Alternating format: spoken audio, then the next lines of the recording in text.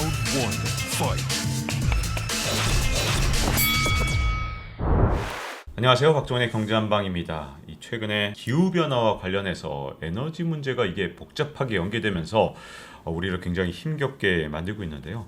과연 어떻게 봐야 될지 이 남재작 한국정밀농업연구소 소장님과 함께 얘기를 나눠보도록 하겠습니다. 자, 이 기후변화가 정말 심각한 상황이다 보니까 지금 탄소 중립에 대한 경각심이 점점 더 커지고 있는데 저는 이게 제일 큰 논쟁거리인 것 같아요. 우리나라에서 지금 현재 재생에너지로 가야 된다. 재생에너지로 갔더니 결국 태양광 때문에 자연이 더 파괴되지 않았냐. 지금 뭐 예를 들어 풍력으로 가니까 이게 우리나라에서 정말 맞지가 않다. 이런 상황들이 계속해서 이제 논의가 반복되면서 우리나라 재생에너지는 여전히 성장하지 못하고 있는 상황인 것 같은데, 자, 지금 우리가 재생에너지로 가야 되는 겁니까? 아니면 여전히 뭐 탄소 아니면 원자력 이런 쪽으로 계속 가야 되는 건지, 지금 우리 에너지는 어느 쪽으로 가야 되는 겁니까 도대체? 에너지 분야에 대해서는 사실 얘기하기가 어려운데요. 네. 근데 탄소 중립은 아마 지금 논란이 많이 되고 있는 것 같아요. 저는 이제 몇 가지 관점을 가지고 있는, 탄소 중립은 해야 된다고, 최소한의 이런 어떤 우리가 국제사회에 대한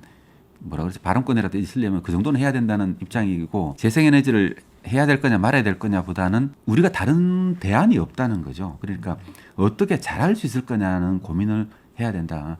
말씀하시는 것처럼 사실 폭력이라는 게 그런 환경 문제를 하고 있잖아요. 일으키고 있고, 농촌에 가보면은 플랜카드가 곳곳에 다 붙여 있습니다. 주민의사 반대하는 풍력단지 반대. 왜냐하면 로타가 돌아갈 때 저주 포함이 난다 그러더라고요. 그게 주변에 있는 농촌 주민들이 아주 괴로운 것 같고, 그런 환경 문제가 있고. 최근에 보니까 이 손해배상을 받으셨더라고요. 네네. 그런 것처럼 사실 이게 우리나라 같이 특히 이제 좁은 국토가 있는 나라에서는 재생에너지 시대도 분리할 수밖에 없지 않습니까?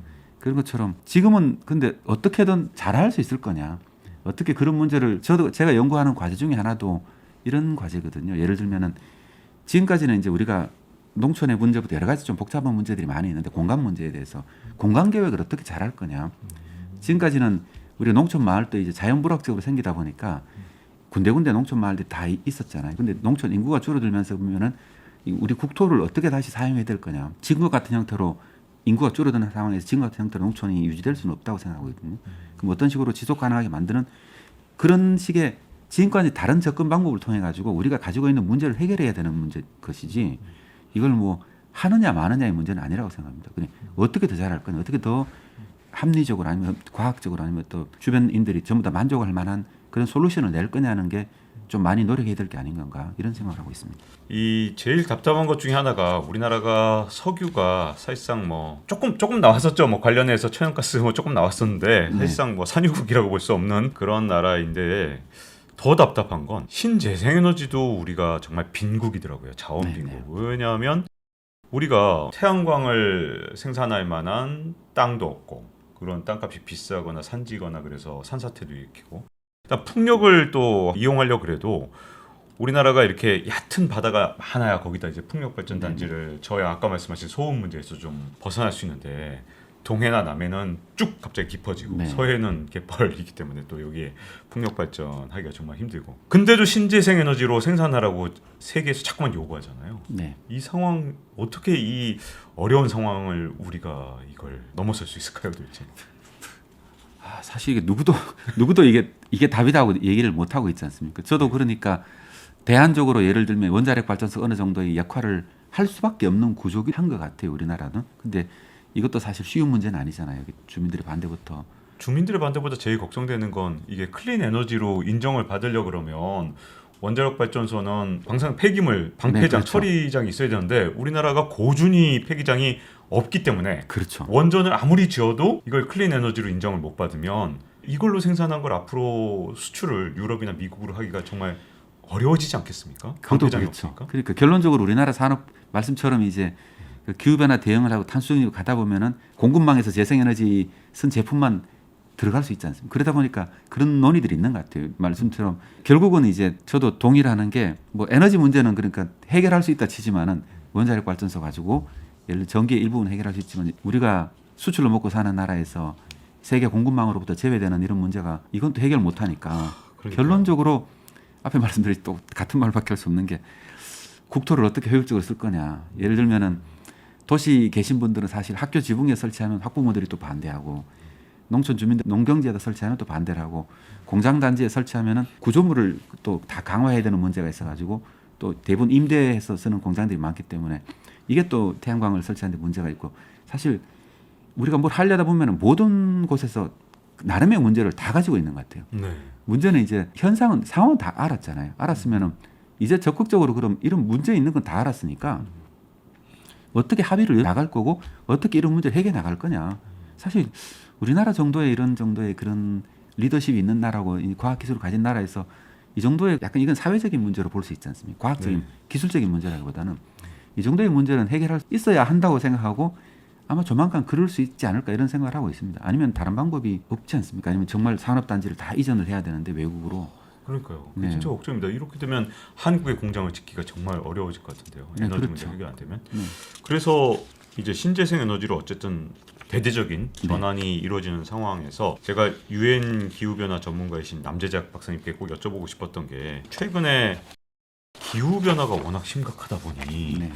지난해 9월에 제가 진짜 깜짝 놀랐던 게 이 독일 같은 경우는 풍력 발전에 한 15%를 의존하고 있었더라고요. 네.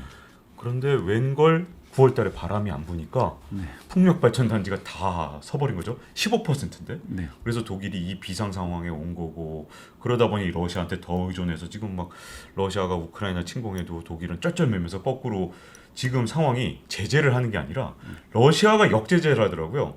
독일 너 나 기분 나쁘게 만들었어? 이번 겨울에 너 천연가스 못 받을 줄 알아? 이를 보니 독일이 거꾸로 러시아한테 잘 보여야 되는 상황? 이게 야 이거 그러면 신재생 에너지가 혹시 기후변화를 맞이하게 되면 앞으로 안정적인 생산이 가능한 것인가라는 걱정이 듭니다. 어떻게 보시나요? 우려할 수밖에 없다고 생각하고 있고요. 예를 들면은 기온이 올라가면 극지방이 먼저 온도가 먼저 올라가니까 이 적도에서 극지방 열을 퍼나르는 바람이 줄어들 수밖에 없잖아요. 바람이 점점 줄어드는 게 이제 앞으로 계속 일어날 일이거든요. 그러니까 풍력도 지금 상황에서는 이제 가정을 하고 풍력을 만들었지만은 많은 풍력 발전소가 말씀처럼 이렇게 원하는 효율이 안 나올 수 있을 상황이 충분히 있을 수 있다고 생각하고 있거든요. 그런 상황도 있을 수 있다고 생각하고 이게 참 쉽지 않은 문제 같습니다. 그러면 이제 우리나라 같은 경우는 네. 어쨌든 신재생에너지를 생산하는 단가도 미국 같은 나라 이런 나라들에 비해서 훨씬 비싸고 땅값도 비싸고 신재생에너지 발전 단지를 지을 것도 없으니까요. 그런 상황에서 우리 같은 경우는 지금 전기요금 인상 논란도 굉장히 커져가고 있는데 이게 그렇다고 원전도 지금 만만치가 않고 만만치 않죠. 네. 그 도대체 어떤 방법으로 에너지를 수급해야 깨끗하고 싼 에너지 이게 존재하지 않으니까 정말 어렵지 않을까요? 전에 보고서를 보니까 태양광 같은 경우에 미국에선 이미 발전 단가가 엄청나게 낮아졌더라고요. 네, 네, 네. 여기는 뭐 사막 한복판에 그냥 태양광 저도 미국에서 진짜 달리다가 깜짝 놀랐는데 뭐 지평선에 이 태양광 발전소가 네, 쫙 네. 있는데 그 근처에 사람이 아무도 안 사니까 야, 이 땅값 거의 공짜였겠다 이런 생각이 들더라고요. 그러니 우리하고 생산 단가가 완전히 다르니 점점 더 어려워지지 않을까. 또 원전 같은 경우는 누가 내 땅에 원전 짓는 걸 과연 이 상황에서 오케이 하겠는가. 원전으로 간다지만 자기 땅에 자기 지역에 원전이 더 들어서는 거에 이제 찬성할 사람이 없을 것 같거든요. 이 난제를 앞으로 어떻게 해야 될까요? 그러면 전기요금은 계속 올라야 되는데 심지어 에너지도 좀 깨끗한 에너지가 아니라면 점점 힘들어질 것 같아요. 그러게요. 저도 이제 저는 에너지 전문가가 아니니까 네. 사실 이런 저도 관심 있게 지켜는 보고 있는데 네. 솔직히 말해서 이게 길이 앞이 안 보이는 건 사실이거든요. 근데 네. 그 뭐 방법을 어떻게 찾을 거냐 이 문제만 있는 것 같아요. 우리가 탄소 중립 정책에서 어쨌든 간에 화석 연료를 거의 쓰는 걸로 이렇게 전략을 잡긴 잡았잖아요. 네. 그리고 지금은 우크라이나 전쟁이 러시아 전쟁이 아니면 여러 가지 상황을 보고 있으면은 과연 이게 탄소 중립이라는 게 과연 가능할 거냐. 많은 사람들이 사실 이런 우려를 하고 있는 것도 사실이잖아요. 근데 이제 우리가 기후가 변하는 거에 대해서 사람들이 점점 더 예민해질 거라 생각하고 있거든요. 네. 우리가 지금까지는 이제 기후가 많이 변했고 사람들이 많이 인식을 하고 있지만 아직까지는 그게 본격적으로 이렇게 우리가 식량 위기든 기후 위기든 맞이한 건 아니라고 생각하고 있거든요. 이제 비로소 시작됐다고 생각합니다. 그러니까 많은 사람들이 이제 기후 탄소 중립을 해야 된다는 거에 있어서 점점 더 많은 사람이 동의하게 될 거고 어쩔 수 없이 그렇게 갈 수밖에 없다는 거에 대해서 동의하게 될 거고 그러니까 이것도 지금 관점에서 보면 완전히 이제 합의를 이끌어 나가는 게 불가능할 것처럼 보이지만은 상황이 더 나쁘게 바뀌면서 나쁘게. 네. 이게 어쩔 수 없구나. 네. 결국은 우리가 적응할 수밖에 없잖아요.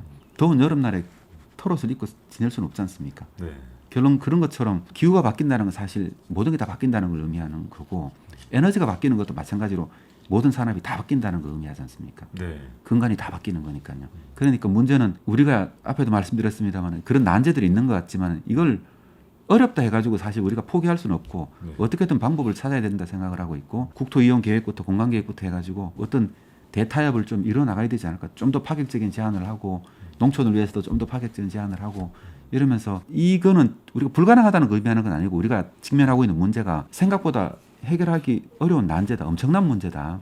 이런 엄청난 문제를 해결하려고 그러면 사실 보통의 노력으로 안 되잖아요. 노력으로 엄청난 어떤 다른 수단으로 대응해야 된다고 생각했거든요. 근데 지금까지는 우리가 여러 가지 전기요금 올릴 수 없잖아요. 산업부터 생활부터 모든 게 다 걸려 있으니까. 그 전기요금 이래서 못 올리고 원자력은 너무 위험하고 이게 또 태양광 풍력은 이것도 너무 이게 우리가 주변 환경에 너무 많은 피해를 주고 하지 말아야 될 이유는 차고 넘치지 않습니까? 그러니까 지금 뭐 자동차도 결국 크게 키워야 되고 결국은 또 요즘 광고 나오는 거 보면 냉장고가 얼마나 많이 커졌어요. 집집마다 냉장고 2-3개씩 다 있어야 되고 네.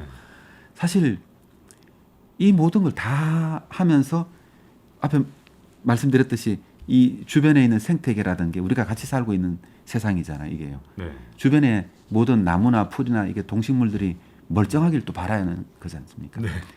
이게 욕심이 너무 지나친 거군요. 마음껏 소비하고 쓰는데 지구는 멀쩡하게 바라는 거. 네. 그렇죠. 네. 사실 그거는 이루어질 수 없는 희망이고 네.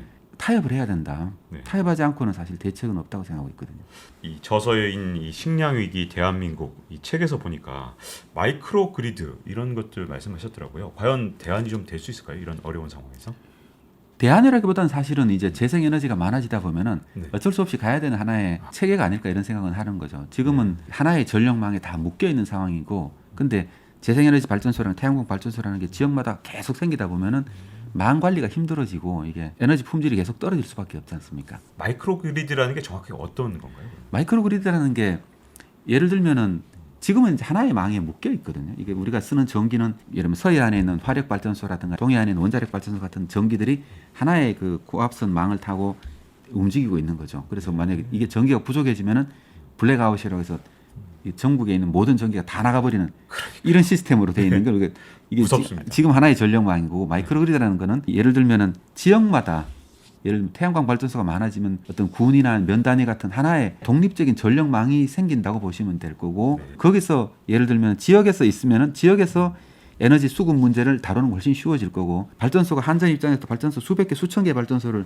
이렇게 다 어떻게 생산될지를 계산해야 되는데 몇 개의 지역으로 나눠져 있거나 나눠지면은 관리하기가 쉬워지는 면도 있을 거고요. 그리고 네. 또 여러 가지 경제적 이익이 많이 발생할 수 있으니까 어쩔 수 없이 이제 가야 되는 그 하나라고 생각하고 있습니다. 아, 그러면 마이크로 그리드로 가면 우리 삼성전자에 대해서 자꾸만 외신이 약간 시비를 거는 게 야, 너 삼성전자 너는 진짜 100% 화석 연료로 하고 있지 않냐? 그 네. 이유가 이제 아까 말씀하신 것처럼 우리나라는 전부 중앙 집중형으로 전부 다 하나의 이 송전 선로를 다 이제 하나로 연결돼 있다 보니까 얘가 이게 신재생으로 만든 에너지인지 아니 이 에너지가 뭐 석탄으로 만든 에너지인지 이걸 증명하기도 어렵고 네. 우리나라 신재생 에너지 비중이 10%도 안 되는 나라니까 네.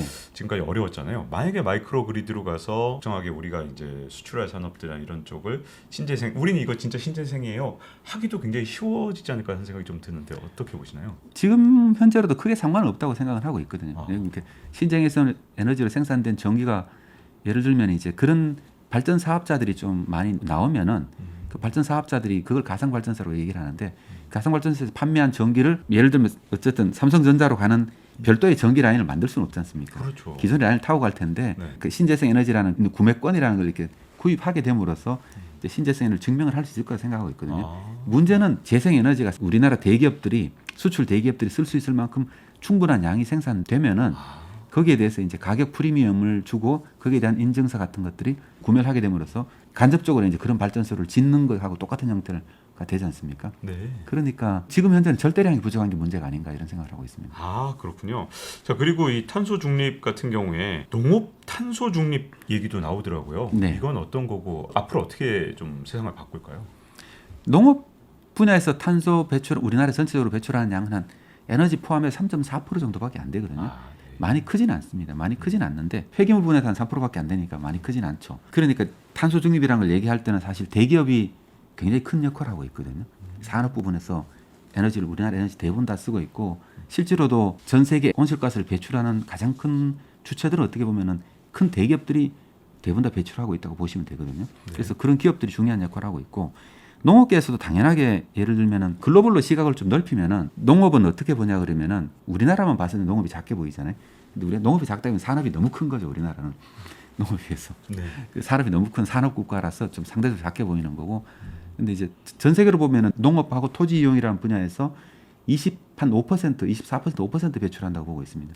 생각보다 많네요. 전 세계적으로. 전 세계적으로 보면은 열하고 전기를 생산하는 산업 다음으로 많이 배출하는 산업인 거죠. 왜냐 그러면은 토지 이용을 농산물을 생산하기 위해서 뭐 질소비료를 쓴다고 얘기 드렸잖아요. 근데 이게 질소비료를 생산하는데 전 세계 에너지의 1% 정도를 사용하고 있거든요. 네.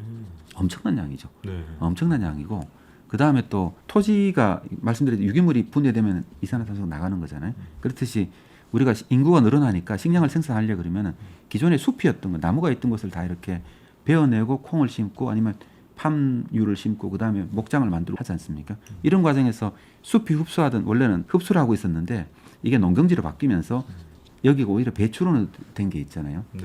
그러면서 이제 거기서 이걸 토지 이용 변화라고 얘기를 하는데 토지 이용 변화 때문에 만들어지는 온실가스들이 많이 있습니다. 이게 양이 꽤 많죠. 꽤 많다 보니까 글로벌 관점에서는 우리나라의 탄소 중립도 당연하게 그러면은 축산 분야도 있고 그다음에 벼농사 부분도 있으니까 이 부분을 어떻게 친환경적으로 저탄소 농업으로 바꿔 나가는 거 굉장히 중요한 거고 이제 그런 일들을 하고 있습니다. 우리나라에서요. 네. 농업계에서 적극적으로 노력해 나가고 있고 그리고 또 이렇게 나가는 것들이 농업의 생산 영향을 키워가지고 안정적으로 식량을 생산할 수 있는 기반을 만드는 것이기도 하고 글로벌적으로 보면은 말씀드렸듯이 농업과 토지 이용이 거의 24%, 5% 정도를 하고 있기 때문에 식량 생산 시스템을 어떻게 친환경적으로 만들 거냐는 거는 굉장히 어떻게 보면 중요한 역할을 하고 있는 거죠. 네. 지금 최근 들어서 약간 좀 걱정되는 건 에너지 위기가 전 세계적으로 계속해서 확산되다 보니까 독일 같은 경우는 석탄으로 발전하는 양을 굉장히 늘린다 그러고 지금 에너지 위기가 자칫해서 탄소 중립으로 가야 되는 어떤 세계의 이 목표 그리고 굉장히 빨리 가야 되잖아요. 사실 탄소 중립으로 안 그러면 지구의 기후 변화를 막을 수가 없을 것 같은데 혹시라도 우리 인류가 뒤로 가고 있는 게 아닌가 하는 걱정인데 어떻게 보시나요 지금 현재 상황? 이전에 쓴 책도 그렇고 사실 이번에 쓴 책도 그렇고 뭐 좀 희망을 좀 가지고 싶은 마음은 솔직히 있지만은 사실 쉽지가 않잖아요. 네. 그러니까 우리가 2050년 탄소 중립이라는 목표를 정했지만은 거기에 도달할 거냐 이건 사실 별개의 문제인 거죠. 네. 이 변수가 너무 많다고 생각을 하고 있고요. 그러니까 제 책에서는 예를 들면은 사실 여러 가지 변수들이 있고 사실 어려운 게 많잖아요. 이런 우여곡절을 거치면서 사실 누구나 다 알고 있잖아요. 우리가 다른 수가 없다는 걸요. 다른 수가 없다는 걸 다 알고 있기 때문에 가야 된다는 건 인지하고 있지만 사실은 그렇잖아요. 민주주의 국가에서 이게 됩니까? 이게 선거는 5년마다 하기도 경제가 잘못되면은 다음 정권 다 잃잖아요. 어떤 나라든 상관없이. 그리고 또 산업이라는 게 금방 또 일자리를 바뀌잖아요. 그 일자리를 어떻게 녹색 일자리로 전환이 일어나고 사실 이 모든 것들이 다 이렇게 성공적으로 돼야 되거든요. 네. 이게 탄소 중립이라는 게 우리 목표는 정했지만 이루는 거는 사실은 전혀 다른 레벨의 문제라고 생각하고 있습니다. 이건 너무 어려운 문제라고 생각하고 있고요. 하지만 그럼에도 불구하고 이제 뒤로 밀리기도 하고 하겠지만 앞으로 나가려고 노력은 할 거다. 하지만은 2050년에 정말로 탄소 중립이 달성될 거냐 하는 문제는 또 다른 문제라고 생각하고 있거든요. 네. 그러지 못할 우려도 있다는 생각을 솔직히 하고 있고요. 솔직히 지금 단계에서는 탄소 중립이 되지 않을 가능성이 솔직히 더 높다고 생각은 하고 있죠. 먹고 살기가 힘들어지면 더 어려워지지 않을까요? 그렇죠. 그럴 가능성이 있고 그러니까 좀 더 우리가 좀 이렇게 안정적으로 비유 적절하지 않으면 아름다운 세상을 꿈꾸면서 탄소 중립이라는 걸 달성하면서 이제 탄소 중립 달성했다고 해서 지구가 멀쩡한 게 아니거든요. 그냥 아까 말씀드린 2도가 안 된다는 걸 불가하면 1.5도라는 거잖아요. 1.5도는 말씀드린 0.5도가 올라가는 거죠. 지금보다 0.4도 올라가는 거잖아요. 네. 견디기 힘든 수준이 아니고 아주 견디기 힘든 수준일 거다. 그것만 해도 탄소 중립 끝이 아니고 네. 탄소 중립이라는 건 그냥 말씀드렸듯이 우리가 감당하지 못할 어려움이라는 거 있잖아요. 그런 거에 대한 어떤 최악의 상황을 면하는 것뿐인 거지 그렇다고 지금보다 상황이 몇 배 더 나빠지는 게 달라지는 건 아닌 거다. 네. 여전히 우리가 문제를 많이 가지고 있는 거고 설사 중립을 달성하더라도 하지만 현실적으로는 거기에 뭐 비슷하게 갈 수 있다고 생각하지만은 뭐 완벽하지는 않을 거라 생각하고 있거든요. 그러니까 저는 탄소 중립 달성하는 것도 하나의 그 우리가 대안인 거고 당연히 노력해야 되는 거고 그거 이외에 1.5도의 세상을 어떻게 준비를 할 거냐는 것도 우리가 노력해야 되는 거다. 네. 그게 가장 중요해. 앞에 말씀드렸듯이 생태계 생물 다양성과 그 다음에 이제 농업 생산이라는 게 있다는 거죠. 이게 식량 위기하고 한번 물이라는 거하고 이게 이제 우리 미래에는 세계의 그거를 뭐 지속 가능성이라는 거 있잖아요. 이걸 판가름 할 거라고 생각하고 있거든요. 그런 거를 그럼 지금 우리가 어느 정도의 에너지를 들여가지고 그런 최악의 상황을 준비할 거냐 하는 것들이 이제 중요하다 이런 말씀 좀 드리고 싶습니다. 네. 정말 굉장히 중요한 시점에 와 있는 것 같고요. 자, 이렇게 남대작 한국정밀영업연구소 소장님과 함께 얘기를 나눠봤습니다. 자, 이쯤 말고 좋아요, 구독, 알림 설정 해주시면요. 또 다음 시간에 뵙도록 하겠습니다. 감사합니다. One, fight.